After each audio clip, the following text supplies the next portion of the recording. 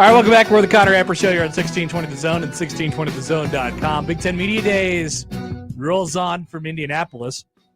Illinois was one of the teams today, and they're the next team up on our summer school tour. The Illini will be coming to Lincoln in late September for a Friday night tilt, the 400th consecutive sellout at Memorial Stadium. That is, assuming that the games before it sell out. That'd be funny if it was like the second consecutive sellout. But I don't think that's possible because that would mean the game the sellout streak would end would be Colorado. Anyway, Bob Asmussen of the Champaign News-Gazette joins us now on the 42 Degrees The Source hotline to talk some Illinois. Bob, thanks for doing this again. Appreciate it. How are you? I'm great, and Illinois is on a 0 sellout streak, so 0 games. So I got work to do. I got a little catching up to do. Yeah. Hey, every streak starts at 1, Bob. Correct. Okay. Yeah, I was barely alive when the last one in Lincoln started. So I think I'm a year older than that thing started. So I'm 62. So I think it would start 62 year, right? 1962. 1962. Yeah, that's right. So you'll see number 400 coming up this fall. So let's we got Bielema's big press conference out of the way early. Was there anything that you and I think the most that I heard coming out of it was that he gave a probably 7 to 8 minute opening statement, and there was time for one question afterwards. What did you take anything from his appearance at the podium today? It was 11 minutes, I think, of the opening statement. I kept thinking maybe he should start ask questions. There was one question you correct. I think it's a very important question. So yeah, it was kind of, but we get him a lot during the summer, spring, so it's fine. But again, I didn't get a whole lot.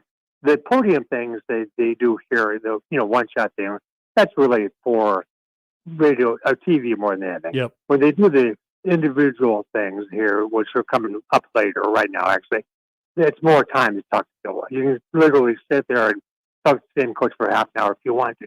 So there's more there. But again, he's not a whole lot of forthcoming with information. He's not going to tell you a whole lot about what he's doing because he wants you not to know. Kind of his goal. So I know his quarterback is going to be. Yeah. I know that for sure. But then beyond that, I'm not totally sure about anything. There's not a whole lot of big questions personnel-wise, other than, not from a personnel perspective, but I think the big question with Illinois is, all right, so which is the real Illinois? They kind of burst onto the scene a couple of years ago, and they grabbed 8 wins, and we're like, oh, what's Brett Bielema building over there? And then last year they lose a bunch of close games, and get drilled by Purdue, had the loss to Nebraska, and lost some close games, some good teams down the stretch. And ended up going 5-7. So what does this year look like to you as far as, are we in the category of it's got to be either a bounce back or this feels like a kind of a defining year for Bielema at Illinois in which direction it might be headed. Well, it's really funny. I've covered the team for 35 years. Okay. And they've almost never put together a long run of success. So we really never know. Yeah. Year to year, you have that 8-win season a couple of years ago. I had no idea those coming. I thought maybe they'll be okay. They'll be a good deal bowl, but they had 8 wins. Should have really won 10. So it's really kind of we don't know. And it was fact that you don't see in the spring or summer or fall is really extraordinary to know. But I think this season is important for Brett Bielema just to get things back on track because last year was off track. Should have won. Should have gone to the bowl. They didn't do that. They got to get back. He's not in any kind of trouble. He's got a big long contract. The buyer is huge. He's not going anywhere. But I think more to the point is you want to build this thing where you want it to be like Wisconsin was. He's got to get it going. It's got to get going now. So I think that winning season this year is pretty critical. The schedule, on the other hand, is concerning. They will come in Kansas in the non-con, road trips to Nebraska, Penn State, Oregon. Rutgers is going to be better this year. And you get Michigan at home. Minnesota obviously is a tough one as well. The Northwestern game at Wrigley. A lot going on that schedule, Bob. Like, how do you think they kind of navigate that this year? Well, I keep saying this to anybody who will listen.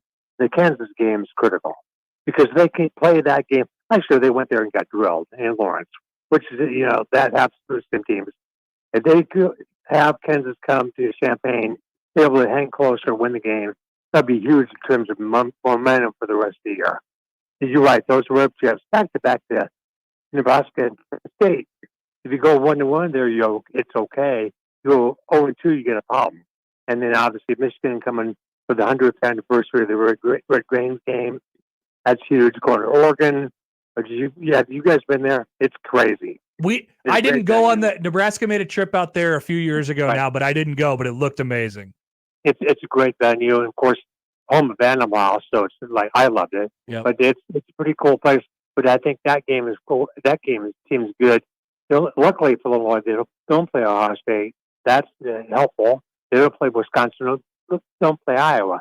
So there are some good things. But you were right. They have a difficult road to go. Is there a level? So on that, is there a level of disappointment there? I mean, we were talking about this yesterday as it pertains to the Old West and how it's split off now. For Illinois, I mean, you don't get Wisconsin, you don't get Iowa, you still get Nebraska, and you still get Northwestern and Minnesota as well. But you feel like, man, Wisconsin and Iowa were kind of really good barometer games to figure out where you are in the West. Now there is no kind of barometer. I guess, how does Illinois fit in a world where they're in the divisionless Big Ten?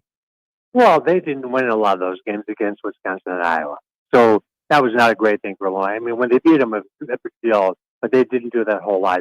Now they got Purdue and Northwestern as permanent opponents, which to me, if you're looking at Illinois' standings point, that's a good thing.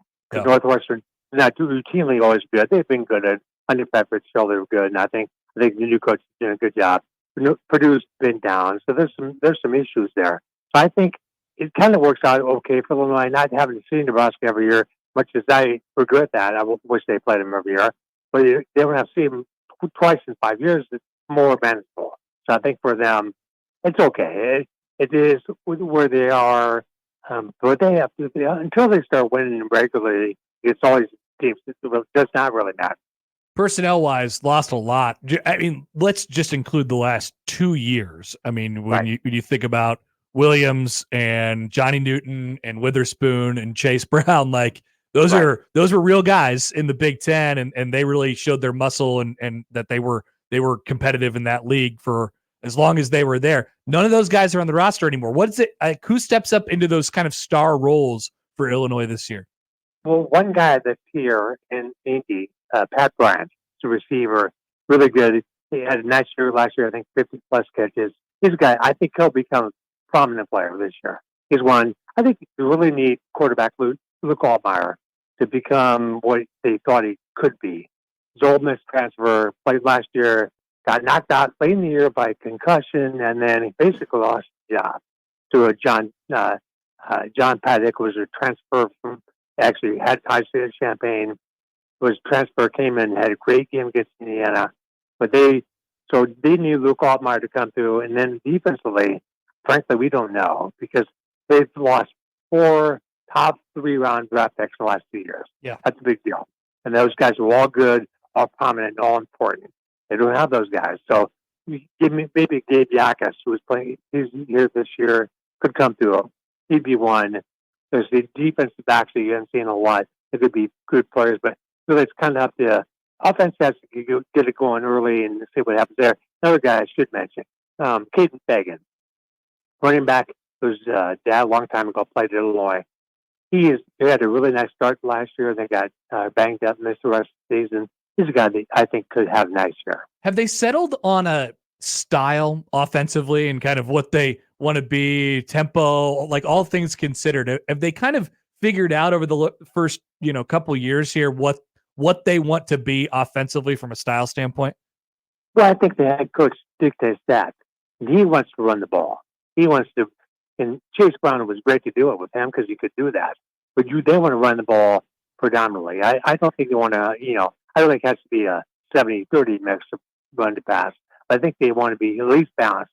But I think running the ball is critical for him. But it allows his defense to be off the field more. You have less trouble when you have the ball a lot. So I think his ideal is run the ball, have a great offensive line, which he had at Wisconsin. They, keep the ball in your hands and keep the team away from keep the defense away from the field. That's the way to work. That's what they wanted to be, a run team. the as far as the big picture, like expectation for a season, you mentioned it, how not much changes kind of from a year to, you don't really know what to expect going into it. You look at the schedule, you put it all together. I mean, is this your thinking at the beginning of the year, like, hey, let's get to a bowl? If they can get to a bowl, that would be nice, and go from there. I guess, how are you sort of approaching the season as a whole? That's what I would say. They need to, the bottom line, get to a bowl, because they didn't last year. And every year they don't go to bowl here. Obviously there's some advantages in terms of extra practices. It's just the feeling of it. There's a lot of bowls. It should be like in the phone book, right? Or there's not phone books anymore, but like usually like in the book. So there's a lot of bowls. You should be able to make a bowl. You should be able to win 6 games if you're at Illinois, but they haven't been able to do that routinely. So to me, that's the bottom line. I'm looking really at 5-7. So I think 5-7 again would be a disappointment for Illinois, but that's where, to me, the schedule looks like they're going to go. Bob Asmussen of the Champaign News-Gazette joins us live from Big Ten Media Days in Indianapolis. Bob, we'll let you get back to it. Appreciate you doing this as always, and we'll talk to you in mid to late September. That sounds good. Look forward to it. Thanks, guys. There he goes, Bob Asmussen of the Champaign News-Gazette. That schedule is a bear. Kansas at home. I don't know. I definitely believe in Kansas more than I do Illinois. Right. Those are two programs that maybe were in the same place 3 years ago, but Kansas has accelerated a little quickly. Going to Nebraska for a raucous environment on a Friday night, going to Penn State right after that, getting Michigan, going to Oregon. I don't know what to make of Minnesota this year. Going to Rutgers, Michigan State's on there too. You still get Purdue. I don't know, man.